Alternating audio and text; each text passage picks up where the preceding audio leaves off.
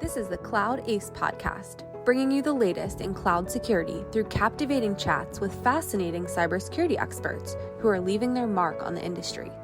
Cloud Ace is brought to you by the SANS Institute and hosted by SANS certified instructor Brandon Evans. And now, prepare for departure. We are cleared for takeoff. Here's your captain, Brandon Evans.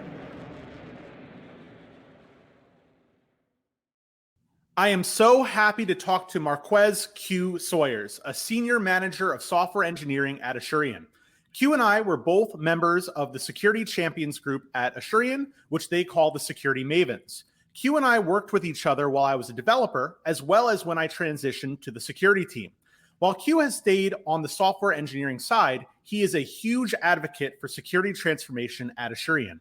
Q has his GSEC, GWAPT, GWeb, and most recently, his GCSA, the GIAC Cloud Security Automation certification associated with SANS Sec 540 Cloud Security and DevSecOps Automation.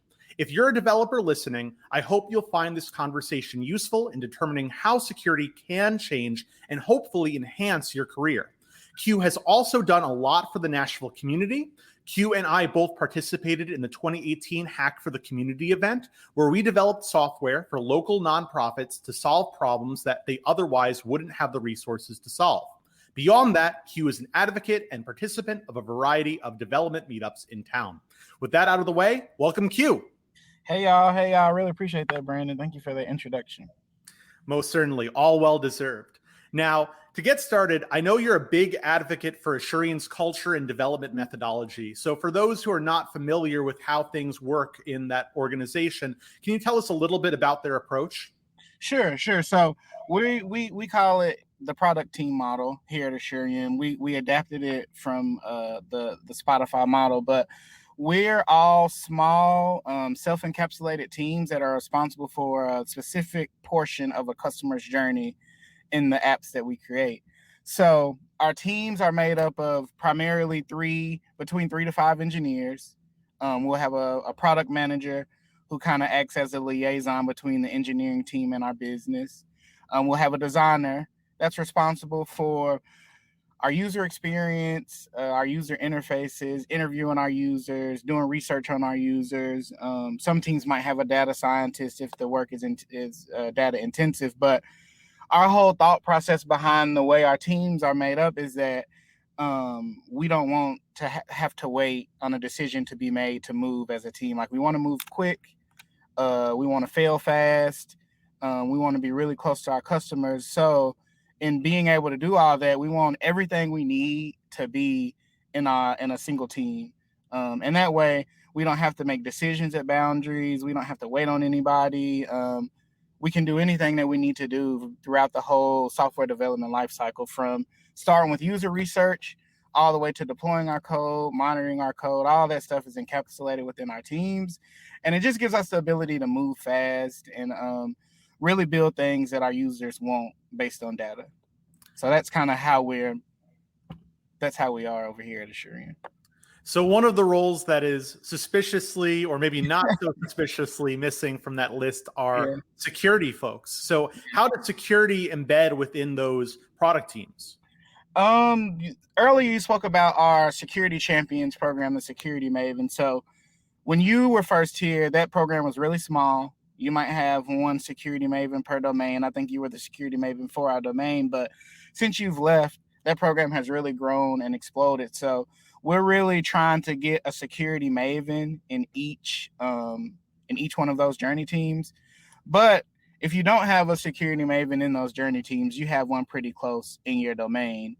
So we have that. We have security mavens embedded with everybody. We put everybody through training. We have meetings. That's one thing. But the thing that we've really been trying to do here of late is to really get security thinking embedded into what we do in our team. So we want our engineers to think like security people. We want our engineers to do, I always call it agile threat modeling, where we're threat modeling on the fly. We're threat modeling. We're thinking about the thing that we're building and how people can, how people would be able to attack it or what people would try to do. And we think about that in our tech designs. We think about that in PRs. We just think about that throughout our whole development life cycle. So we're really trying to push that thought process into our engineers where you don't have to be a security expert to look at our stuff. You can kind of just, it's just a way of thinking, a way of being. Like, we want that to be a natural progression, just like testing, just like doing PR reviews. Like, security should be built into what we do. We're really trying to shift that left. Another thing that we do is, for a little bit more complicated things, is that we have security coaches assigned to each team. So as a security maven, there's only so much you can do. There's only so much expertise you have, because you are an engineer, like a regular engineer.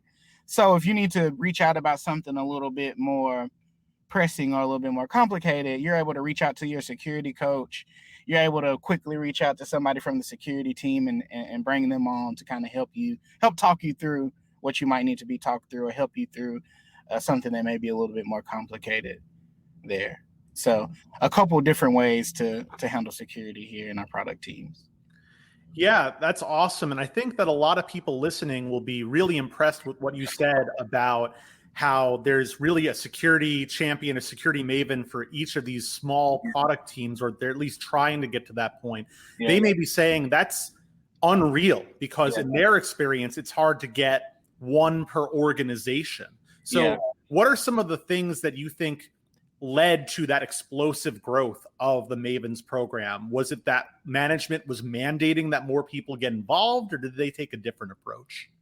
I think it started out with just the success of the Maven program and how people really bought into it. It started out with people like you, and then you kind of evangelizing the program to the rest of us. I think it really got people's ears perked up and really got people wanting to be involved in security. Like, when I first started as an engineer, to me, security was always a group of people that kind of told you what to do. And it was boring work that wasn't prioritized, that wasn't a fun feature. But, you know, when you and I think we were working on our video chat kiosk project, and you came on and did some, you know, you looked into what we had going on, and I just loved the interactions and the collaboration that we had together. So in that, I joined the program, and I think a lot of other engineers started to join the program, and we really started to get involved. We started to go to capture the flags. We got involved with Secure Code Warrior with that platform, and did some stuff there. And I think as leadership started to see the wins that we were having, one thing that the manager, Mackenzie, of our program did really well was that she started these quarterly reviews where she would tout the progress that we were making and the things that we were doing and how much we saved the organization by having a set of security mavens. And I think that kind of made management, you know, made their ears perk up and say, well, we might need this for everybody. Like, this might be a good investment. So in that, a mandate came down that we kind of want a security maven in each one of these teams. So I think it was a two-pronged approach. It was the excitement that was drummed up about the program and the participation from the members, from the mavens, and then management seeing that participation and seeing how it was beneficial for the whole organization, and then kind of saying, well, let's go ahead and make this bigger and bigger and bigger. So I think it was a myriad of things that kind of led to that. Absolutely. And for the security managers who are listening here, make security cool. Security is really cool. This is a very easy job for you all. And it seems like all too often people just do not make security cool. And once you do that, it's easy to get people involved, hopefully align incentives with both development and management such that developers can work on this cool area and learn more, as well as get promotions and get more financial incentives for doing security work because their product leads also appreciate the work they're doing there. Yeah. Make it a part of your culture and make it a cool culture. Don't make it a stuffy, throw it over the fence, you get it thrown back. Make it we're big about collaboration here at Asurion. So the collaboration between the product teams and the security org kind of made that a natural, you know, it made the culture natural. It made it fun. I'll go have lunch with some of the security guys. I'll just talk to them in the hall. Like, the collaboration and the teamwork made it to where it's something that you want to be a part of and not something that you like loathe having to do. Absolutely. So I know that most of Asurion, and especially your group, is cloud first in AWS and leverages a lot of modern services, including, I know we were big into serverless technologies, which is where I really got involved with working with Lambda and also learning more about the security considerations regarding Lambda. So prior to joining Asurion, did you work with some on-prem technologies as well? Or are you one of the lucky folks like me who managed to spend most, if not all, of their career in the cloud? So I had just a brief stint of my career with on-prem. We're really hybrid. It started out as on-prem. So I worked for this company. It was called SPONSER. It's called Central P&L in Birmingham, Alabama. We were a database marketing company, and we started out with some on-prem stuff, but kind of quickly after I got there, we started to migrate over to the cloud. And there was a guy there named Spencer Bryant who was really into AWS. And then I really hadn't heard of it. I was fresh out of college, and I really wasn't abreast of cloud technology and what it had to offer. So he really kind of brought me in and put me under his wing and really got me into that environment, really got me into that ecosystem, and taught me what I needed to know for cloud. So I started a little bit in the on-prem world, but it was a very brief stint. And I can't say that I did a lot of on-prem stuff. I helped a lot with the migration, and then we kind of got our services onto there, got our infrastructure onto there, onto AWS, and it kind of went on from there. So yes and no, a brief stint with on-prem, but not a whole bunch, just a little bit of SSH and restarting some services. That's pretty much it. I didn't do anything too crazy. Yeah, that's no fun. I like to avoid SSH wherever possible. It can lead to a lot of configuration drift as well as a lot of security issues as well. But as you were involved with that migration, what was exciting about that migration in terms of getting used to AWS services? What really made it pop for you? It was it didn't seem as daunting as the on-prem stuff. So when I was onboarding with the company and he was walking me through like troubleshooting stuff and figuring out how to fix problems we may be having, or even just getting your code out there, like it seemed very daunting to me. I had to remember which server was which, where to go. You got to remember different credentials to SSH into machines. You have to remember to restart the service when you put your code on there. It was just it was real handsy, and it made me really nervous, especially being a young engineer. It kind of makes you a little trigger shy because you don't know if did I do this wrong? If something breaks, do I do it by myself? Do I wake up somebody in the middle of the night? Like those kinds of things. And migrating over to AWS kind of took a lot of that fear away because everything's in one place. You can kind of see what other people have already done and replicated. There's documentation out there to where you can go and learn best practices and stuff like that. And it makes it a little bit easier to have a sandbox to play in AWS. So it was easy for me to kind of go in my own time and really learn and really play around with things and break stuff and just see how stuff worked. Whereas with the on-prem stuff, like I can't say that I would have that same willingness to go out and really play around and try to do stuff. And then the services were cool. The way the services were, compiled together and the kinds of things that they created just kind of makes you want to go. It's like you're a kid in the candy store. Like you want to go around and see what's out there, build new stuff, play with the services together. Like it kind of really energized me and really made me feel safe. Whereas an on-prem environment, I can't say the same thing. And I want to get your take on the matter that you mentioned regarding having to manage some servers on-prem, whereas in the cloud, you have all of this centralization of your inventory and you're able to easily get into various systems. I find that a lot of companies that are migrating from on-prem to the cloud, they use that opportunity to initiate some kinds of DevSecOps practices.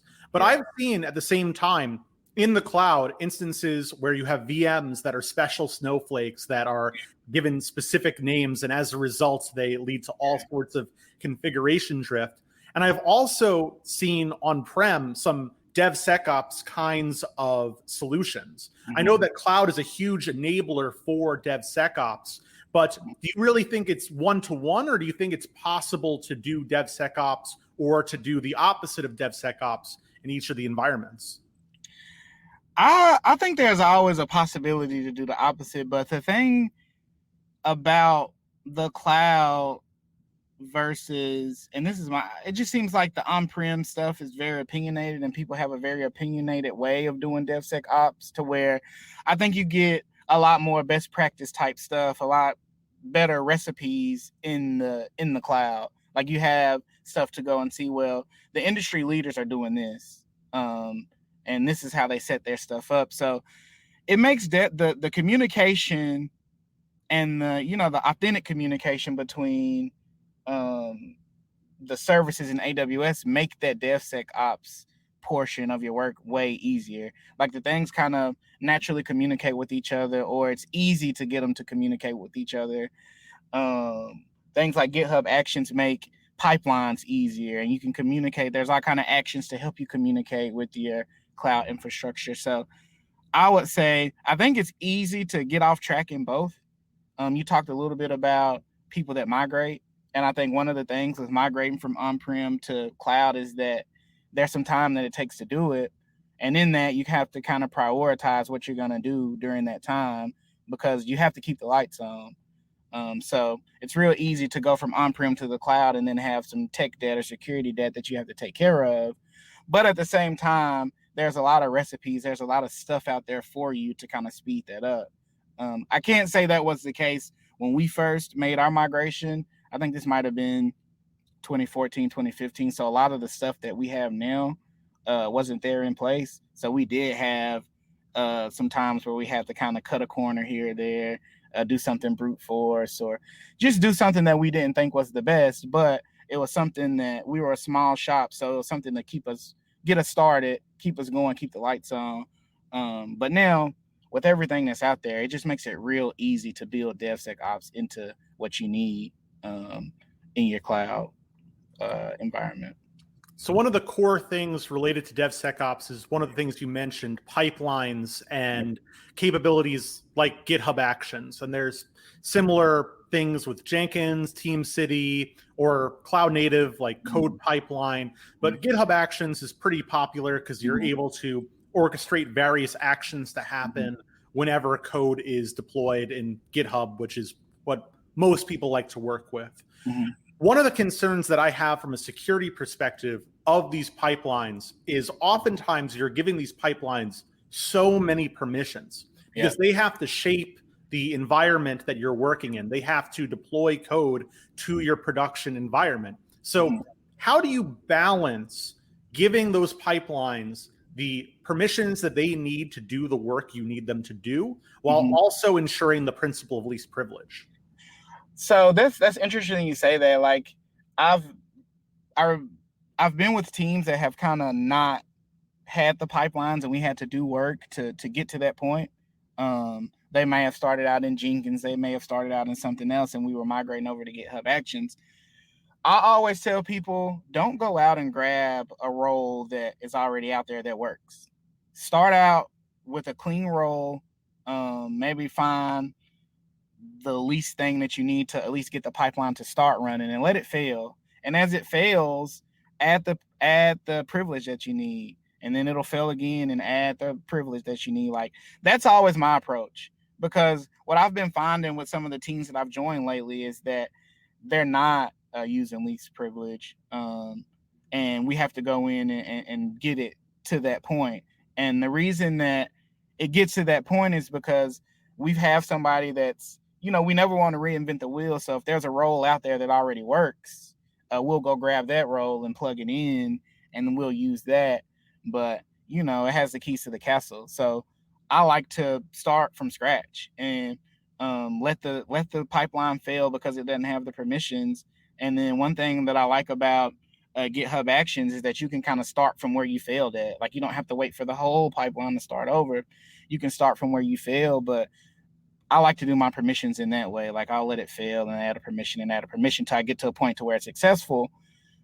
It's a little bit of work up front, but what I know I have is the least amount of privilege that I need, and I don't have the amount of privilege that another team needed or a team over here needed. Like I'm not using a thing that they created on their own. I'm using something that I created, and I know that it has what it needs to be successful.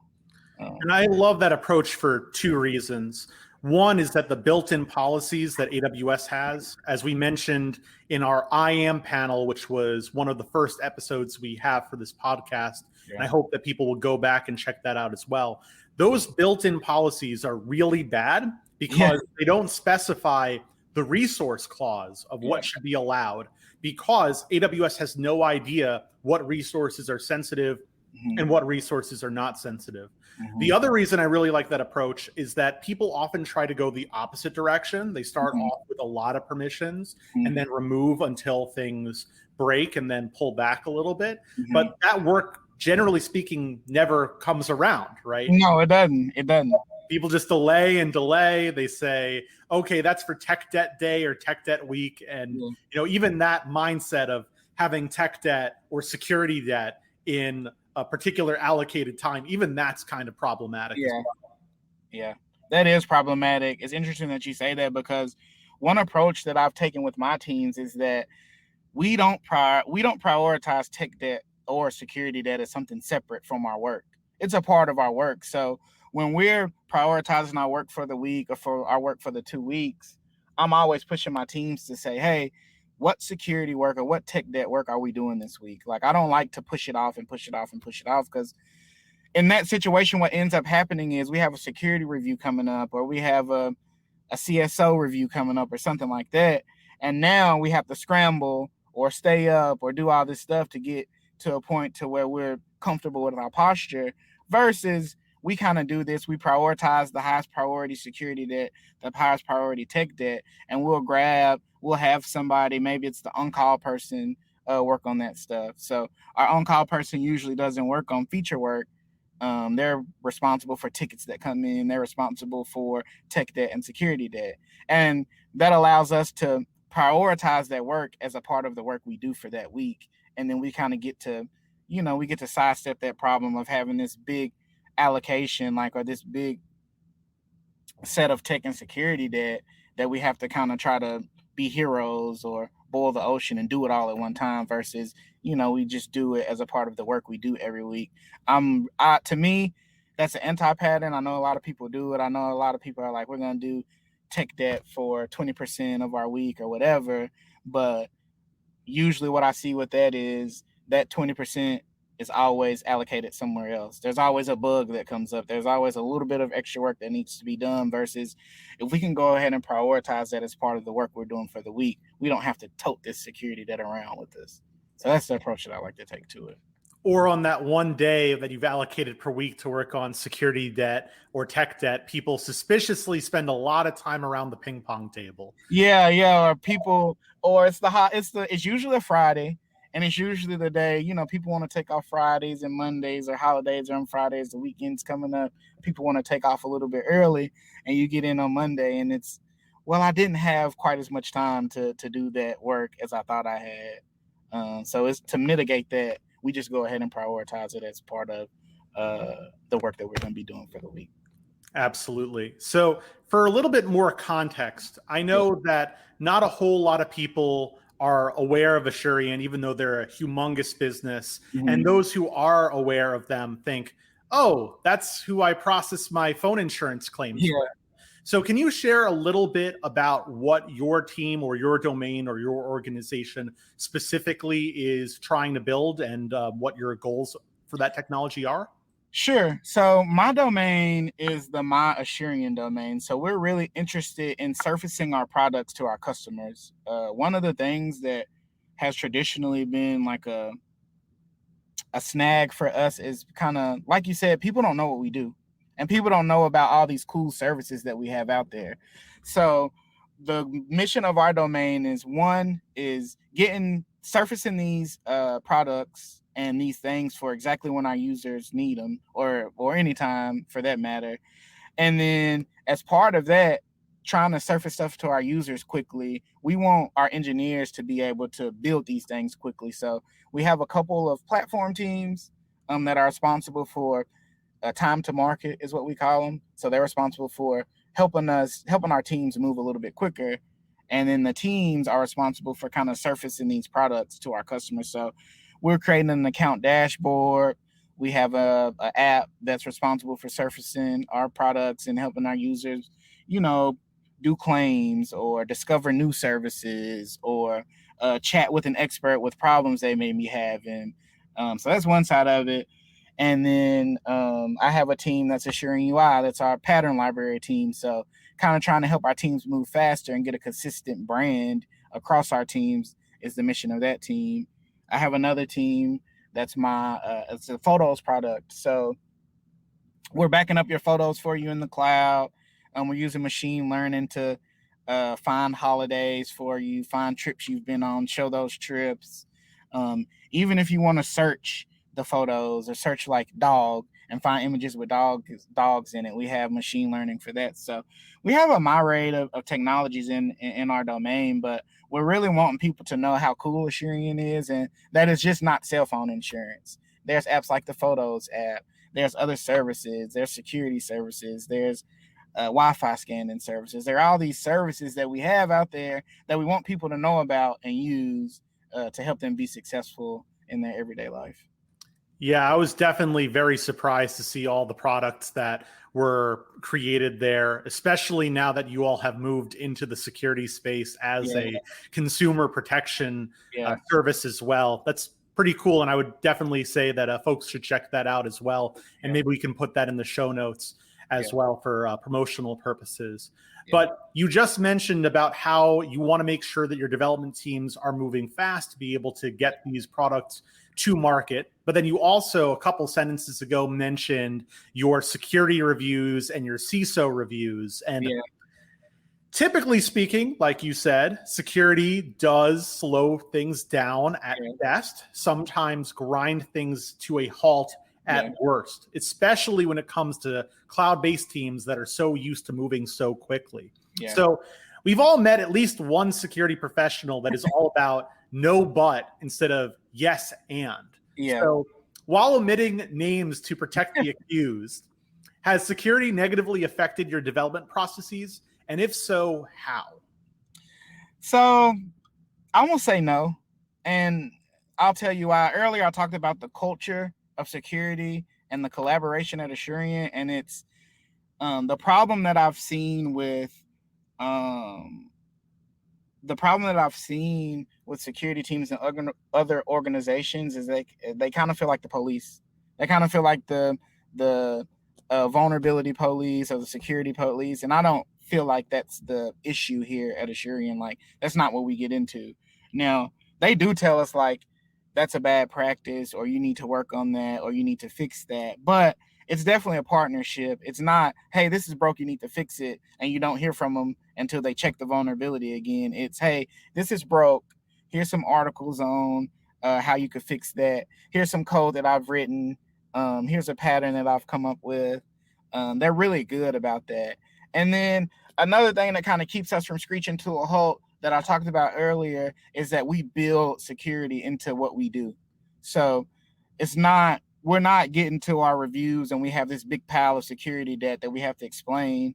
We're getting to our reviews and we're showing them the progress that we've made from the last time we've talked. We're showing them that, hey, we've used a tool like check marks and we've put that into our pipelines, or we use CodeQL and we put that into our pipelines. And it's putting us into a position to where those things don't creep into our code as much. We're shifting left and we're taking care of them before it's deployed. And then we don't have this debt that we have to go take care of right before the review. We're naturally kind of taking care of these things. Now, there is some stuff that squeaks through or sneaks through, but for the most part, we're catching a lot of those things up front. And the things that we don't catch, we're really prioritizing. We really have a plan to take care of those.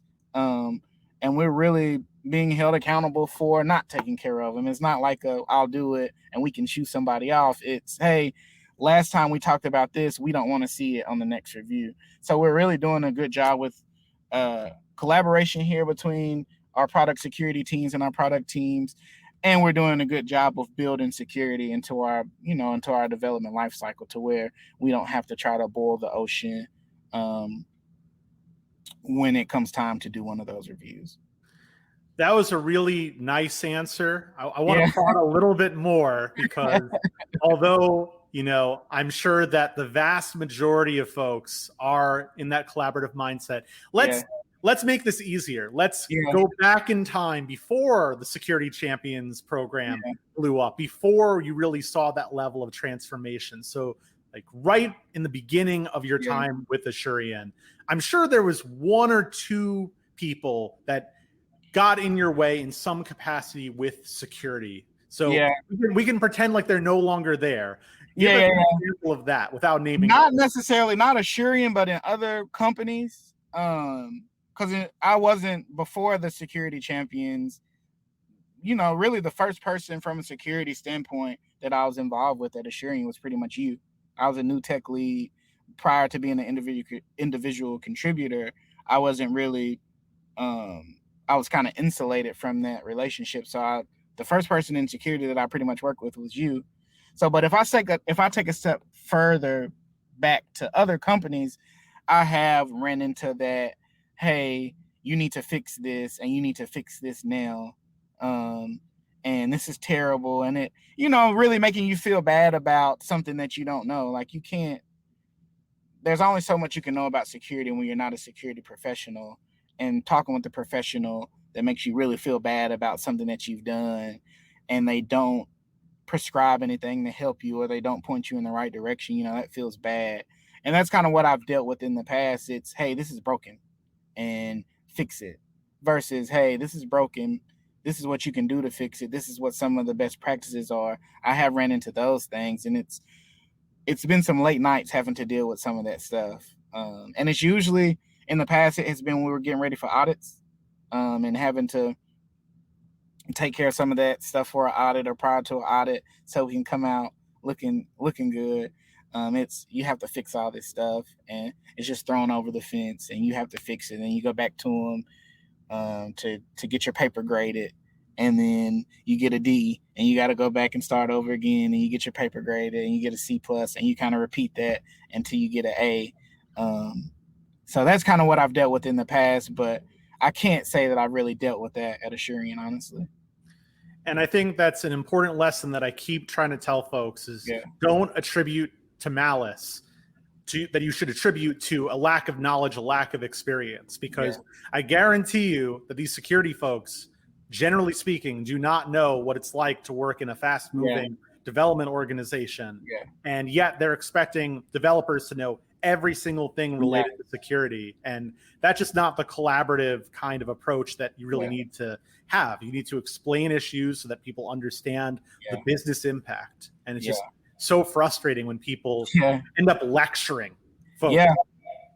You have to give engineers a context. Like everything we do is based on context and based on a way of thinking. So that's the shortcoming of those security professionals, is like you don't give engineers the context that they need to make better decisions about this in the future. It's just like hey, were you trying to hide this? Or, hey, why'd you do this? Or are you cutting corners? And it's like, I'm not cutting corners, but I do have to prioritize the amount of time that I spend building this thing. And if I can't sacrifice my user experience over everything security. It has to be a balance in that. And I think one way to help achieve that balance is helping engineers think with a security mind and think about things from that mindset and it not be an afterthought.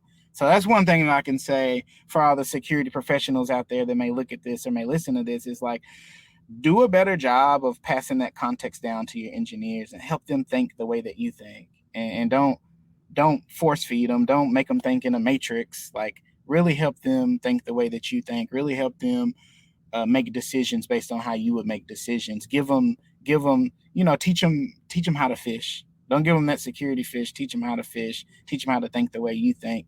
And I guarantee you see a little bit more progress in your security posture. And remember, you're excited about security for one reason or the other, and it's probably because security is really cool. It's so easy to sell. Security is cool. Take that opportunity to try to show them how much fun they can have working in this space and how important these things are. So definitely teach them how to fish, and they'll probably enjoy fishing so much that, like me, they'll become a full-time fisherman.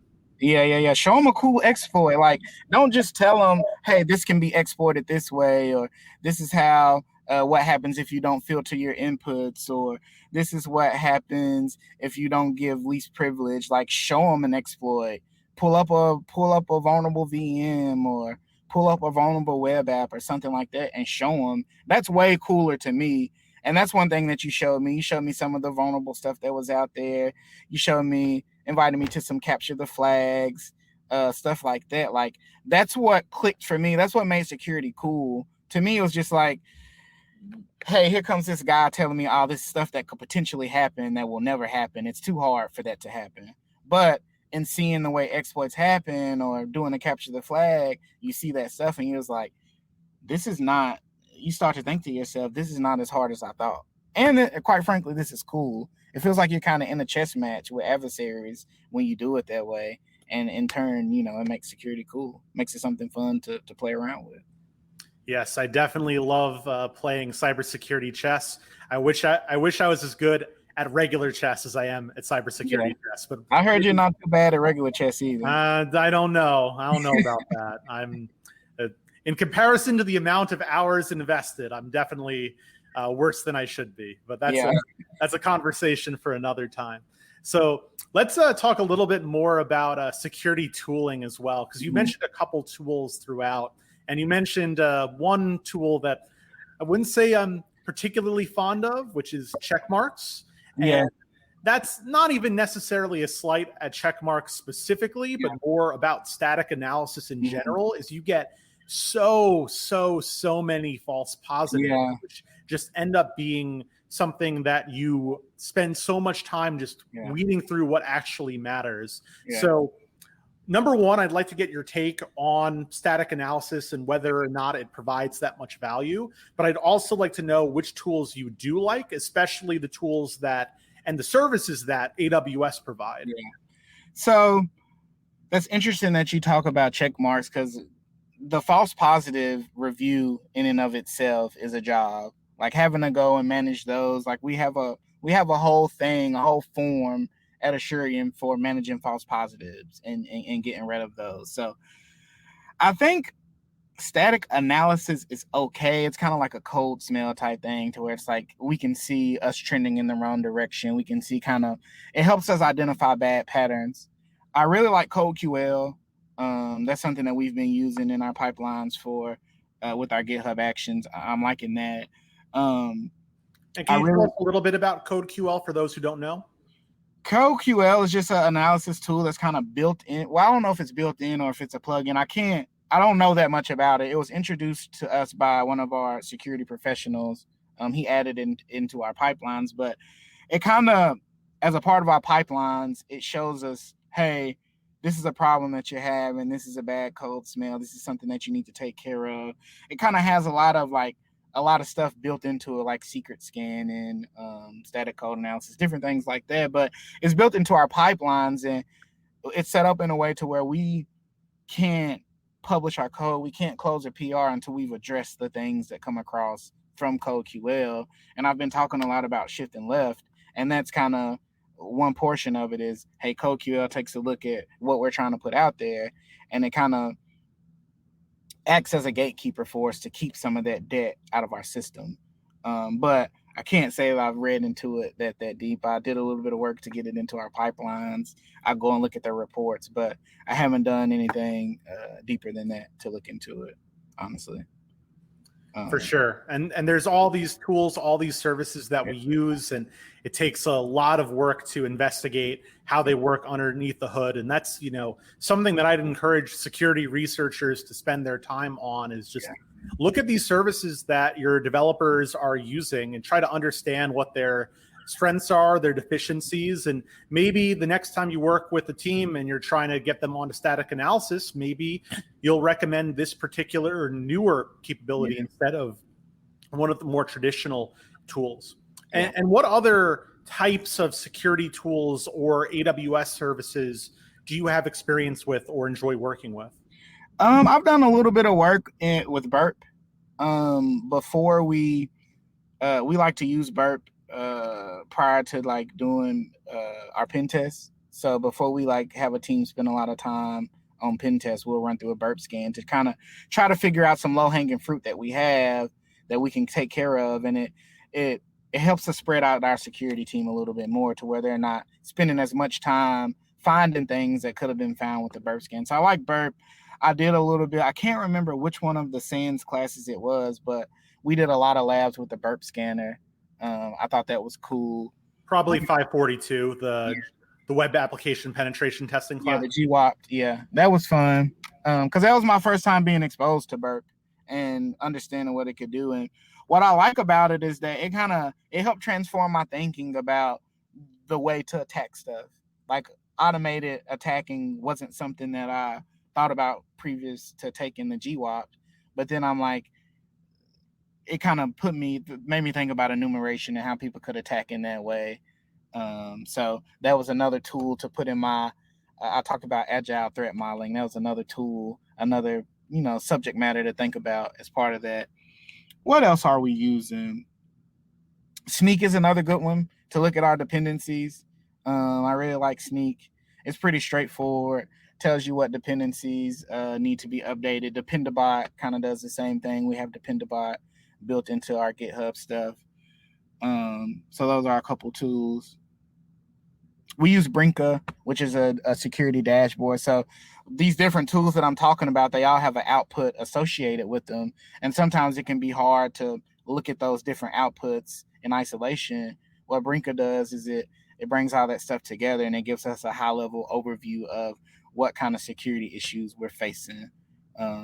So that's another tool that we've kind of been recently using, is Brinka, that I really like, just because it gives me that high-level overview of the vulnerabilities that my teams are facing. I can drill down into them if I need to, but it kind of aggregates all that stuff together to give you a better security picture of what's happening.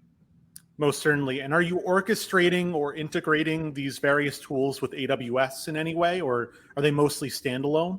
I think they're mostly standalone. I think we're doing a little, like, there's some logging stuff that might go into it. Like we might add some logging from AWS, but for the most part, they're standalone. We have other stuff like the WAF tools in AWS, stuff like that, like the web application firewalls. We use those. Some of the security that they offer there. And from your experience, have you had a whole lot of false positives related to the WAF, or is that mostly blocked only malicious traffic? Like, in other words, has the WAF broken production in any? No, the WAF, not that I can remember. I'm trying to think. I don't think the WAF has broken production. A lot of the management of the WAF is outside. That's kind of the cloud gov org that does that. So, that's a black box for me, but I can't say that it's ever broken production for me. Now, we might have had some hiccups up front as we were developing stuff, and we might push it to QA or dev, and then we might get a WAF thing there. But usually we're able to fix those before they get out to production, and they prove not to be problematic for us. Our Cloud Gov really does a good job of keeping that out of our way, keeping us safe with it, but at the same time, not making it a blocker. Yes, and you mentioned the cloud governance team. I'd like to expose the listeners more to what role that team has within your organization, how they've enabled or affected security. So how do you interact with the cloud governance team, and why is there no cloud gov representative embedded in each of these product teams?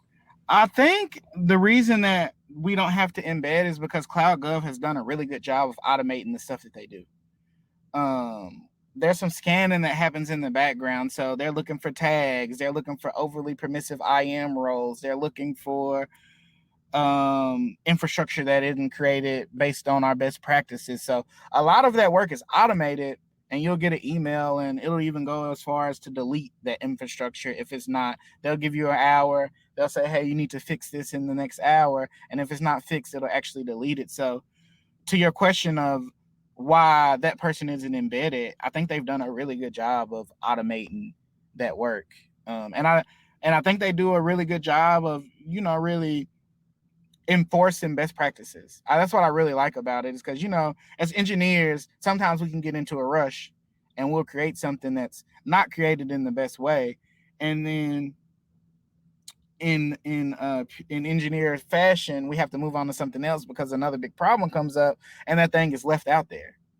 And and it becomes an attack vector for somebody looking to attack us. So CloudGov and their automation kind of keeps us safe in that way, is that it keeps us honest, because it's like, hey, you should be creating these things in that way, and if you don't, I'm going to delete it. But at the same time, we're kind of able to see those best practices in action. They're not just telling us we're going to delete this thing because it's not created correctly. They're telling us we're going to delete this thing because the IAM values are overly permissive, or it's not tagged correctly, so we don't know who it's belonged to. So it's two things. It keeps us safe, and it kind of tells us, it reiterates those best practices for us. And I really liked it. This story's making me smile because we talk about in Sec 540, as well as a variety of other courses, as well as just in general in the industry. We talk about gates versus guardrails, and how you should allow developers to move forward as long as you're checking for things that go wrong, instead of having a gate where you have to go through this particular check in order to release. But the way that the cloud governance team works, based on the way you're describing it, is it's kind of like they're a militant guardrails organization, whereas if you get past the guardrail and go onto an uncharted path, they may detonate your car. Okay, goodbye infrastructure. And I'll admit, because I've worked with that organization before in the past as well, and I had a complete 180 turnaround in terms of how I thought about them, is that you really got to educate folks that you're going to do those kinds of militant actions in response to these bad practices, because I would just keep seeing my virtual machines get destroyed, and I wouldn't really know why. But that's why you really, in my opinion, I'd love to get your take on this, you really need to explain this on onboarding, that, hey, here are our practices, here is the list of all the practices. If you do not follow these practices, hey, that's fine, but it's going to live for 1 hour. And I can say that it has caused a couple extra hours of debugging in the past.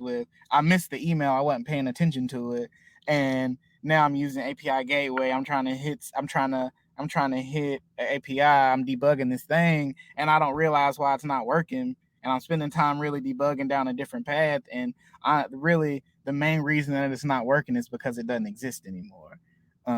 So I've had those hiccups in the past, but as it kind of happens to you a couple times, in your mind, you're like, let me go check my email to make sure CloudGov didn't delete this. But honestly, what it did for me is like, let me go ahead and add my tags in here. Let me go ahead and do the things that CloudGov wants me to do, so I don't have to deal with this. It makes my infrastructure more resilient and more safe. And it just, it puts those, like you said, those guardrails around you. But I think it really transforms your thinking, because nobody wants to create that piece of infrastructure again. So it kind of smacks you on the hand and says, do it right the first time, and you don't have to worry about any of this. Well, it took about 45 minutes, but I finally got you to admit that sometimes security can slow things down.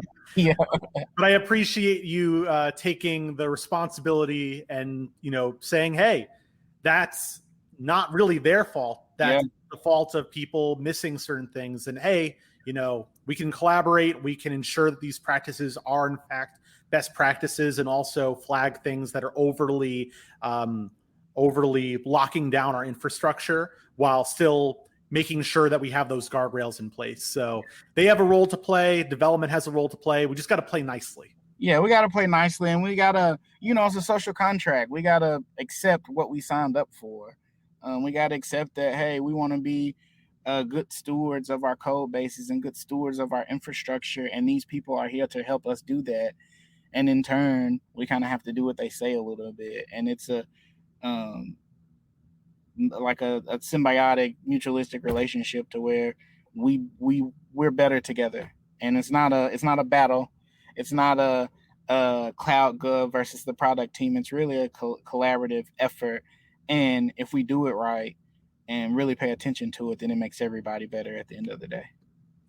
Awesome. Well, unfortunately, we have to wrap up. So before we do that, though, do you want to talk a little bit about some of the local initiatives that you've helped to promote and organize to help get people involved with software engineering who maybe did not have that background going in? Sure. So I'm really big into diversity in our space, and it's because I think there's a myriad of people that use the products that we build, and it does us a disservice if the people building these products only look a certain way. Just because there's a wide array of people that use these products, we want the people building them to look like the people that are using them because it helps us. So one thing is here at Asurion, we have ERGs, employee resource groups that act as support for different sets of employees. So one of those resource groups that I'm a part of is BEST. It's Black Employees Support and Talent. I'm part of the recruiting team, the recruiting chair here. So we just went out to Fisk and did some recruiting. In the past, we went out to places like Howard University and did recruiting. We've went out and spoke to the National Society of Black Engineers, the chapter over there at Vanderbilt. We've done some work there. So that's one thing. Another group that I'm a part of is called the Black Codes.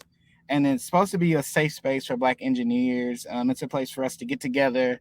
It's a place for us to seek out help. A lot of the people in the group are new, up and coming engineers, and the hiccups that kind of come along with it, the learning the code, the nuance of engineering. So that's a group that's just kind of to support Black engineers here in the Nashville area. It started by a guy named Calvin. He's really sharp. I really love what he's doing there. Another one is Blacks in Technology. It's more of a global organization that I've recently come across. I really like their mission of just helping kids, helping individuals get introduced to tech. So they have a program at Republic High School where they're teaching kids how to code. They do a lot of different things. They have a conference that they do every year. So I really love that group. I'm interested in working a little bit more with them.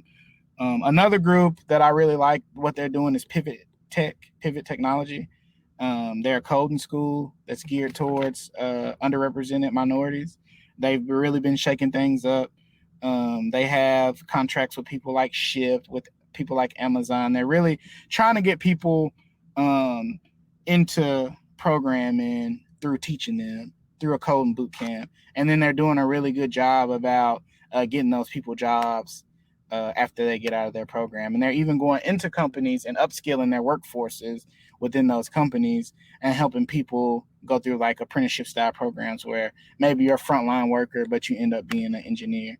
So those are just a couple of the organizations that I've dealt with directly or indirectly, but I'm really liking their missions and really excited about what they're doing in the Nashville area and abroad. Excellent. And it's so important to get those multitude of perspectives as well as encourage folks that maybe did not think that based on their background that they would want to get involved with technology, to show them that this opportunity exists and that absolutely everyone is capable of doing it if it's something that's interesting to them, regardless of your background, regardless of your socioeconomic position. I think that's awesome stuff. Yeah. Well, I appreciate you having me. Most certainly. Before we drop for the session, do you have any information about where people can find you online? Sure. You can find me on LinkedIn. I'll drop it in the notes. I'm on LinkedIn. Reach out to me there if you have any questions, if you want to bounce ideas. If you're looking for a mentor, I can give you a little bit of my time. That's one of my favorite things to do is mentor and grow engineers. So reach out to me there. Just hit me up on LinkedIn. I'll drop it in the notes here. Awesome. And I love that you're mentoring folks. And I just don't know how you find the time in the day because you're working on your development work, learning more about security, being a newly minted cloud ace, and also mentoring folks. I mean, that's a lot, but at the same time, it's so rewarding. You learn so much by teaching, I find. It is. It's energizing. And I try to make sure I keep a piece of my day to do that portion, to mentor, because it's energizing. On the days when I might not feel like coming into the office, if I know I have a one-on-one conversation coming up, those are the kind of things that get me out of the bed in the morning and get me onto I-65 South to get down here to the Gulch Hub. So I love it. That's awesome. Well, I really hope that folks will reach out to you and hopefully learn a lot from you about development, DevSecOps, as well as security. And as always, for folks who are listening and are looking for some more of those free resources that are out there regarding cloud security, always check out sans.org/cloud. Maybe check out Sec 540 and get your GCSA so you could be a cloud ace like Q. But with that being said, Q, it was great having you on the podcast. Great talking with you. See y'all. All right, take care.